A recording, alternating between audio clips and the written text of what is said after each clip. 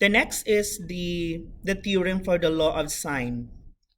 So in any triangle, the ratio of the sine of each angle to its opposite side is constant.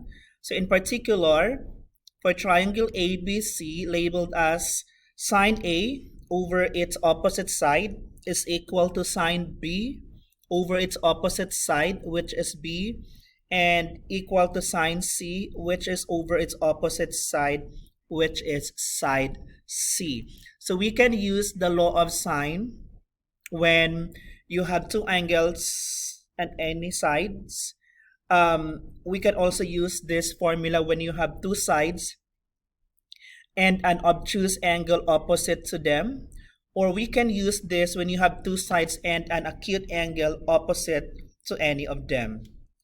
So we have here in triangle PQR, the measure of angle R is 39 degrees, angle Q is 32 degrees, in angle and PQ rather is 40 centimeter. What is RQ? The first thing that you're gonna do is to draw and label the diagram. So when you draw it, you'd make a triangle PQR, okay? Our angle R is 39 degrees, angle Q is 32, and PQ is 40 centimeter. We need to find the measure of angle P. And we know that the sum of the three angles of a triangle is equal to 180. You have 39, you have 32. So all you have to do is to subtract 180 by 39 degrees by 32 degrees. That will give you 109 degrees. And then use law of sines. You have two angles and a side opposite to any of them, so we can use the law of sine.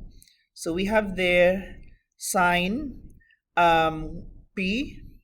The opposite to sine P is RQ, which is missing, is equal to sine R over PQ. So sine, our P is 109 degrees. Our RQ is missing. Sine R, our R is 39 degrees and our PQ is 40 degrees. So cross multiply, you are going to get there RQ sine 39 degrees is equal to 40 sine 109. So RQ sine 39 is equal to 40 sine 109. Since we are looking for RQ, divide this one by sine 39. You also divide this by sine 39, so I can cancel it.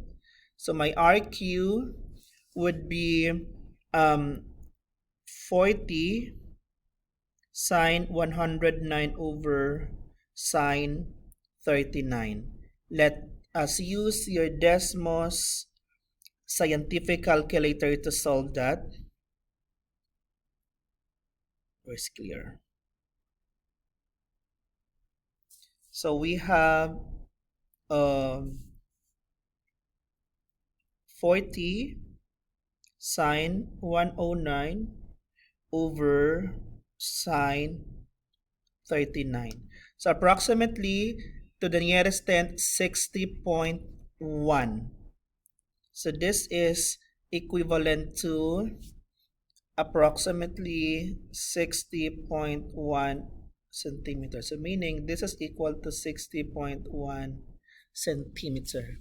Okay, so try to answer practice exercises number 2.